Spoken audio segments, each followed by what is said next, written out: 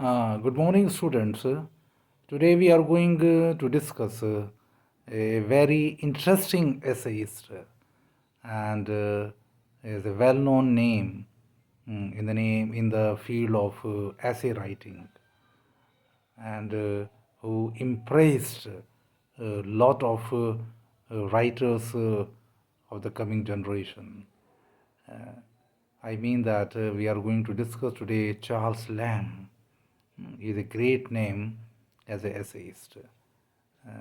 And the essay which is prescribed in your course is Dream Children, a Reverie.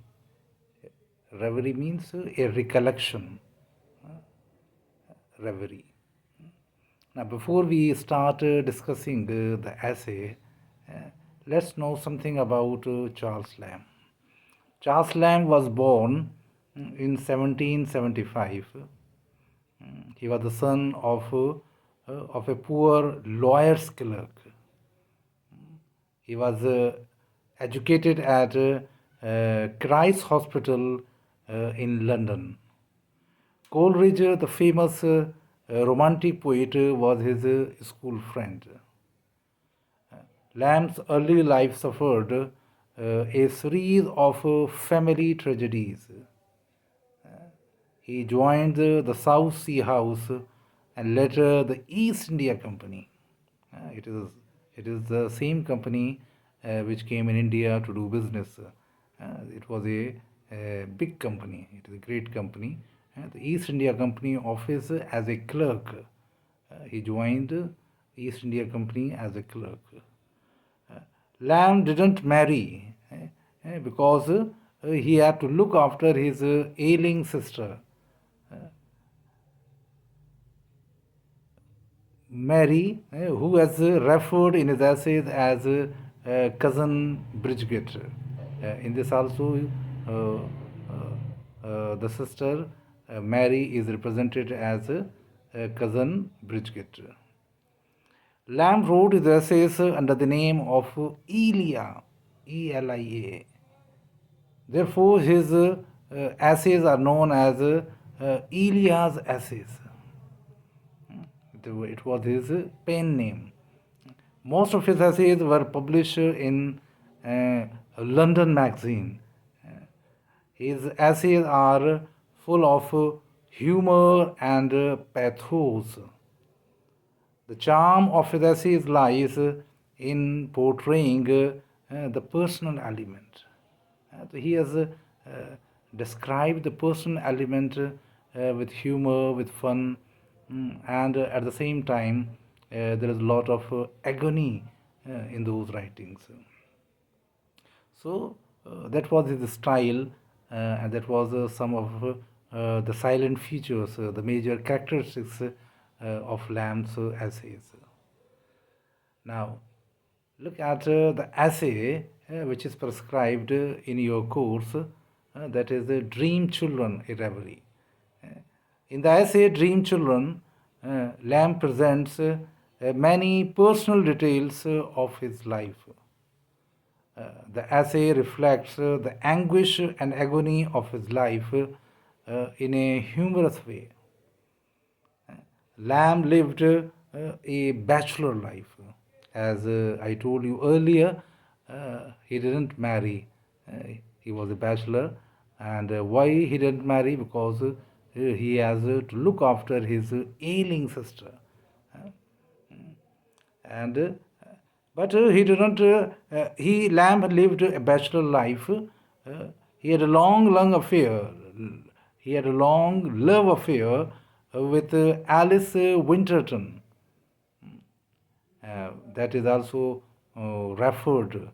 The name is also referred in the essay Dream Children, because he had, but he did not marry Alice Winterton because he had to look after his ailing sister. In the essay, Lamb imagines about his dream children.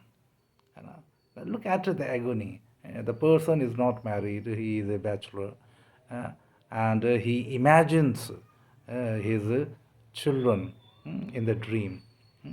Lamb imagines about a stream who are eager to listen to stories about his childhood, because this is a tendency of children, that they want to listen stories about the elders when they were children. Uh, so they have a lot of curiosity that how did the father and mother behaved, and do little pranks in their childhood.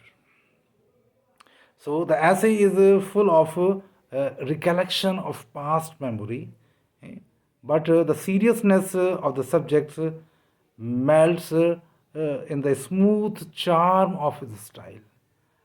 Although the essay is of serious nature, but Lamb has described in a very humorous, in a very funny way. Mm. And there are many things which he has describes, which relates with his personal life in this essay. So I think that you would be motivated to read the essay, that what things are described in that essay. And uh, he also says that it is the tendency, it is the nature of children, that they want, they love to listen to stories about the elders when they were children. And in that way, this essay is going to be quite interesting field, quite interesting to learn that how the end, how he unfolds the events of the essay, of the progress of the essay. Now, let's start with that. The essay begins with the general remark about the nature of children. As I told you, that they love to listen the stories about the elders when they were children. They all love to listen to stories about their elders when they were children. In the dream, Lamb imagines about children. He told them in the dream, as he imagines the children, he told them about his grandmother. Her grandmother name was Field. She lived in a very big house that was in Norfolk. Although she was not the owner of that house, she was only a mistress or a caretaker, because the owner lived in the nearby village, in the nearby country. But they have given all authority to Mrs. Field to look after the house. The writer also told them that she was a very religious lady, and was greatly respected among the neighborhood.